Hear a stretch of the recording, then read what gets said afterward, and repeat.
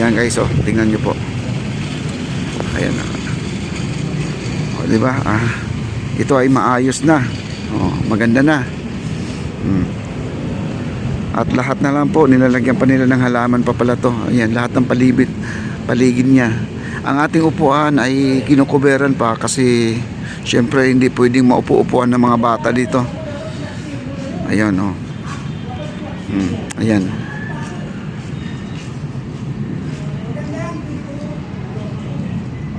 Yan po ang kanal guys, oh. Ayan, oh. Wow. Ito ay ano mangyayari dito. Sisimintuhin din nila to. Kaya po na nilatag na po nila, no, at tinanggal na po nila yung isang isang hilera para ay magkaroon sila ng kanal na kasi usually talaga mga kaibigan, hindi natin maiwasan na pagplaza dapat meron tayong mga drainage, no, para naman ay hindi maglawa po ating plaza. Kailangan talaga to. Ayan. Halos naman meron na nailagay naman po lahat nila to, no. Yon. At galing po tayo sa taas kanina at napapansin po natin ay mayroon silang nailagay dito na mga steel matting. Ayun, ang daming steel matting pa, oh. Yan po siguro ay gagamitin doon sa kabila, doon sa gilid na yan, kasi ang gilid natin ay hindi pa alam kung ano ang ilalagay dyan, or bumanite or tiles pa rin, o ano ba yun na ilalagay dyan, o gaya nitong kulay pula na to. Ayan. At dito po ay nag-ano sila, lalagyan din ng kanal dito guys, kakanalan din nila to.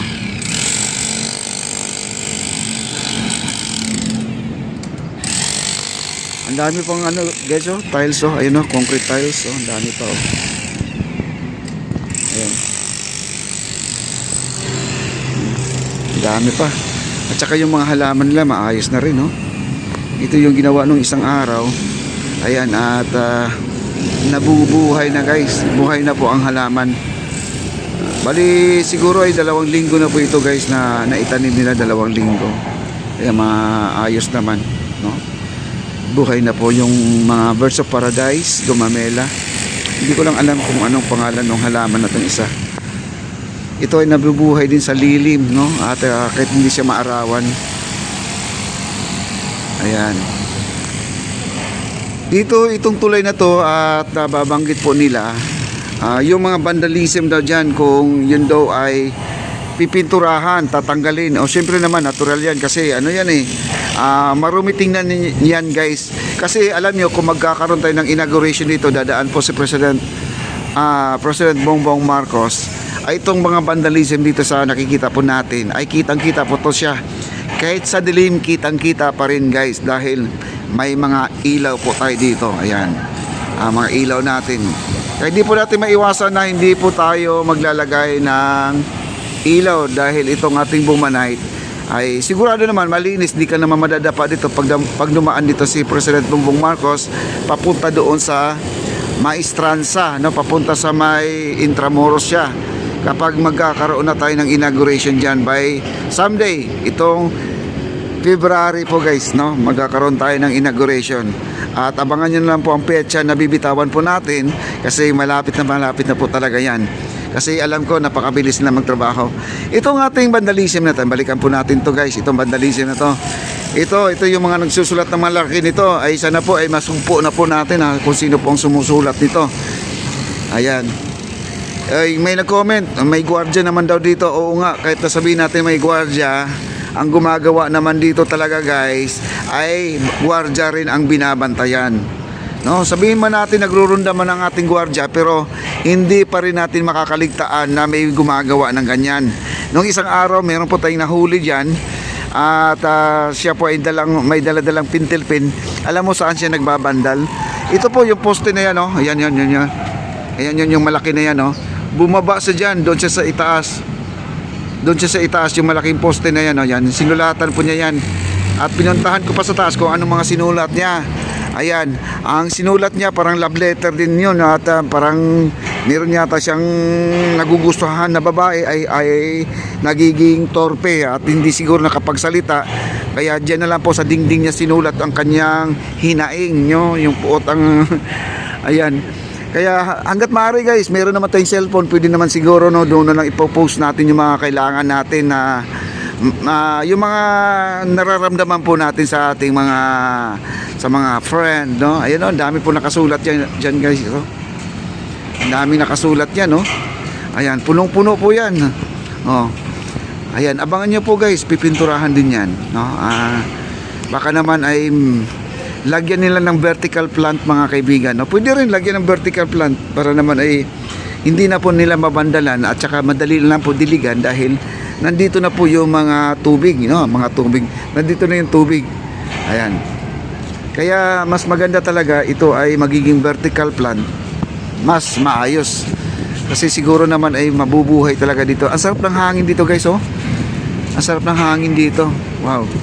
Kaya na po, mag-umpisa na po ang kanilang trabaho kasi kanina nag-break time po sila dahil gawa ng alas 3. Ganyan po sila dito. Pagdating na alas 3 talaga ay sila po ay kakain. Merienda. At siyempre, lagyan po ng laman ng tiyan nila mga kaibigan. Ayan po sila kuya. Ayan. Mag-umpisa na po sila dito sa kanilang pagpapaganda. Kasi ito guys, ito makinis na. Ayun, makinis na, oh. Ayan. Sila kuya po nandun na po sa kabila ito, dito sila banda magtatrabaho. At saka bukod dito guys, marami pa silang project pa, no? At sabi nila kay Foreman Kanoy po 'yan, kay Foreman Kanoy. Kaya marami pa silang dapat gawin. Maraming project pala sila guys, hindi lang pala ito lang project nila. Maraming project pala ang kanilang gagawin pa. Hindi lang itong lugar na to. Kaya kung may panahon tayo na makakapunta tayo sa mga project nila, pwede dahil tayo ay allow naman doon sa kanilang mga ginagawa, no? Wow. Kaya si Foreman Kanoy nandun at lagi nag-iikot. Tinitingnan po niya yung nag-jackhammer doon kasi ang ating Bubanite, maglalagay sila sa gilid ng parang drainage din para kung sakasali mang umulan ay diyan po dadaan ang tubig. Hello! Ayan, tinatawag po tayo dito. Ayan, oh. Oh, ayan, oh. At si Kagawad, ayan na po si Kagawad. Siya po ay nagpa-plancha na po doon sa ilalim. Ayan, oh. Ayan. At sila rin yung gumawa doon sa ating phase 1C. No, may nagtatanong pala, no, kung kailan daw bubuhusan yung ating phase 1C kasi yung bandang huli meron pang hindi pa nabuhusan ng Bumanite. At hindi po natin maitatanong dito sa kanila dahil hindi po nila gawa yung pagbubuhos ng Bumanite. Pati yung pag waterproofing, wala po sila doon, no. Ayan ayan na si Kuya Paul, nandiyan na sila. At mabilisan na talaga ang trabaho nito guys, mabilis na, no? At hindi na po talaga biro to kasi ang sabi naman kasi by itong katapusan ay sana ito ay buo na talaga, tapos na to. Ano na lang po to, yung mga ang kulang itong marker, yan yung yan na lang ang kulang. Din ito, no? Ito na lang yung hagdanan, itong hagdanan. At yung pinuntahan natin kanina doon sa pinakadulo, yung nagja-jackhammer doon, isa rin yun na lalagyan po nila ng drainage. Yun na lang po, pero yung the rest na yan, tapos na po tayo. At ang yung ilaw ang pinag-usapan, halos gumagana na. May dalawang poste na lang dito na itatayo, medyo medyo basa pa yata yung pinaka-base nila, no? Ayan.